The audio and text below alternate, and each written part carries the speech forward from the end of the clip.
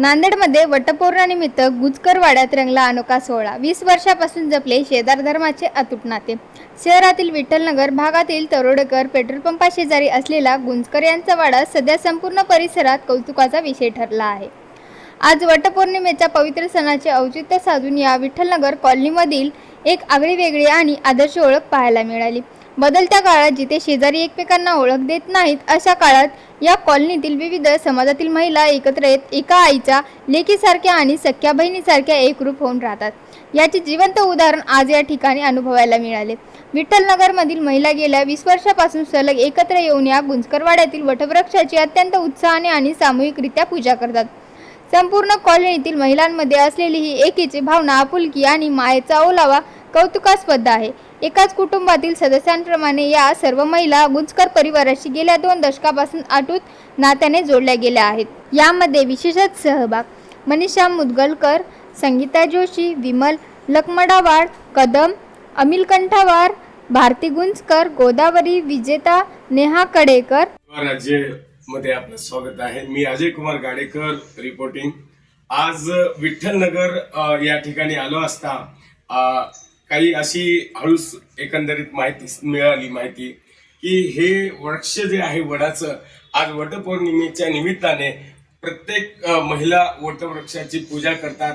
काय करतात की आपले पतिदेव यांचं जे हे आहे जीवन की सुखमय आयुष्य चांगलं लाभो या अनुषंगाने त्या वटवृक्षाची पूजा करतात।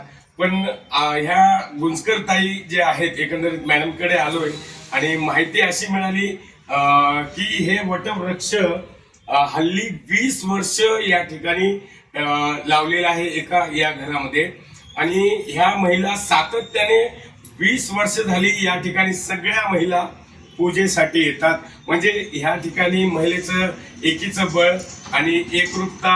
आणि ताईला विचारतो लागलीच ताई, नमस्कार, काय सांगाल आपण वटपौर्णिमेचं? एक आहे तुमचं सायंटिफिकली याला एक अजून एक कारण आहे, तुम्ही सांगितलं त्याप्रमाणे कारण आहे। अजून एक आहे की हा वृक्ष ऑक्सिजन सोडतो आणि महिला इथे 108 फेऱ्या मारतात।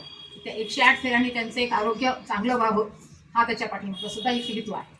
आणि मला नाही का सगळ्यांनी एकी करून राहायला मला फार आवडतं। सगळ्यांनी एकत्र यावं, पूजा करावी किंवा कुठलाही कार्यक्रम असो एकत्रित येऊन केलं ना की त्याची एक प्रचिती चांगली होते, एकमेकांसमोर चर्चा होते, कुठं कमी जास्त काही झालं तर एकमेकांना सांगू शकतो आपण।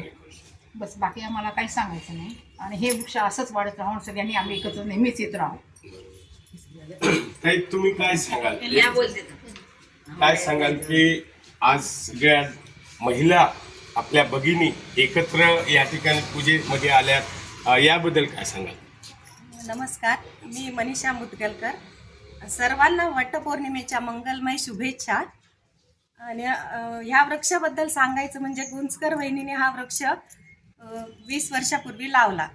आमच्या कॉलनीतल्यांना तर याचा फायदा होतोच। एक म्हणजे बायका पाणी घेऊन जातात वडाला तर चप्पल घालत नाहीत, त्यामुळे लांबच्या वडाला गेलं तर पाय पोळतात। हा कसं आम्हाला कॉलनीतल्या कॉलनीत आहे, ती खूप छान सोय गुंजकर वहिनीने केली। आणि सगळ्यात मोठं ह्याचा फायदा आम्हाला कोरोनामध्ये झाला। कोरोनामध्ये कोणी बाहेर जात नव्हतं, वटपौर्णिमा आली त्याच्यात, तर सगळ्यांना पूजा केली तर मनाला कसं समाधान भेटते।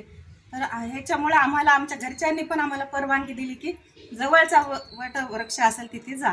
तर आम्ही ह्या झाडाला म्हणजे खूप वर्षापासून आम्ही पूजा करतोय। तामसा येथील प्रियमशी जिल्हा परिषद शाळेला कचरा आगाराची सोड, कर्मचारी असूनही परिसरात घाणीचे साम्राज्य।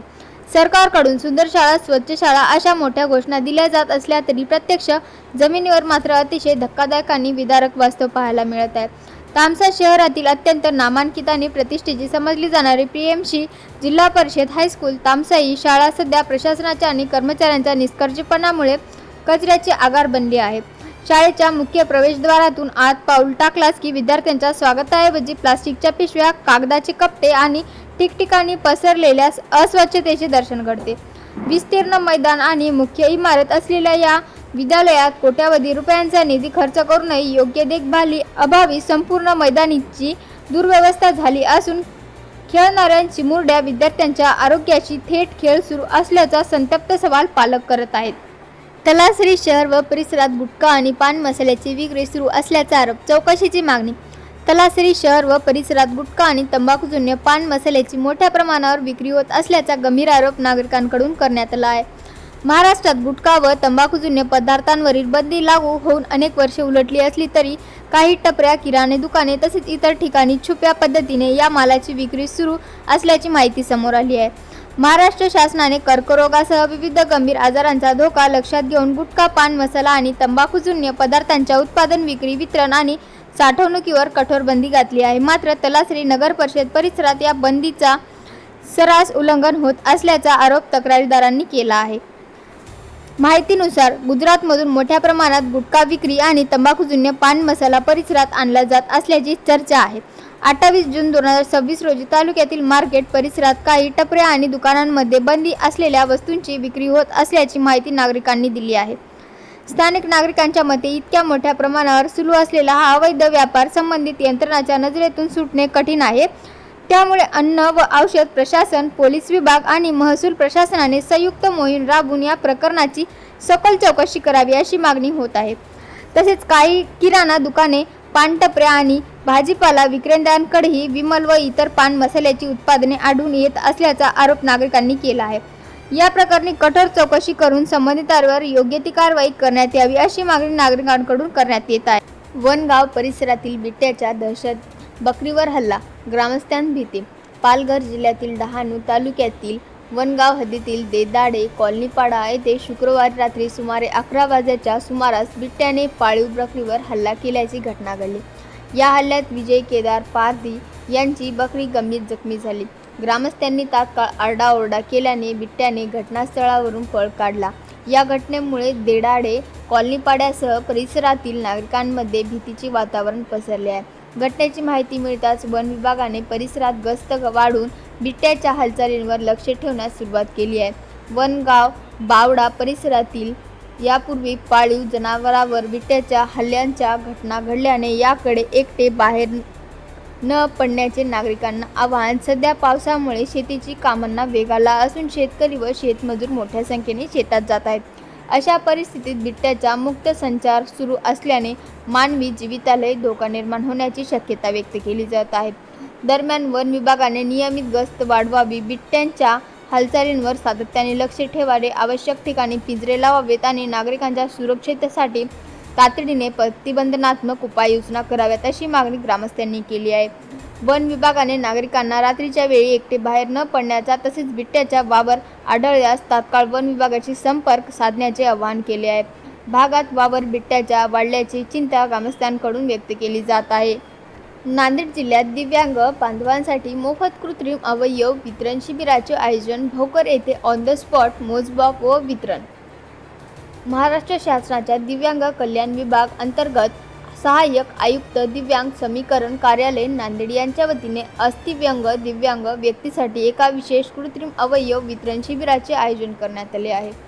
हे शिबिर SR ट्रस्ट मध्य प्रदेश आणि ॲलिमुको मुंबई यांच्या संयुक्त विद्यमाने आयोजित केले असून यामध्ये पात्र दिव्यांगांना ऑन द स्पॉट मोजमाप करून तात्काळ साहित्याचे वितरण केले जाणार आहे. हे शिबिर आज 29 जून 2026 सोमवार रोजी सकाळी 10 वाजता ते संध्याकाळी 6 वाजेपर्यंत पंचायत समिती भोकर, तालुका भोकर, जिल्हा नांदेड येथे पार पडत आहे.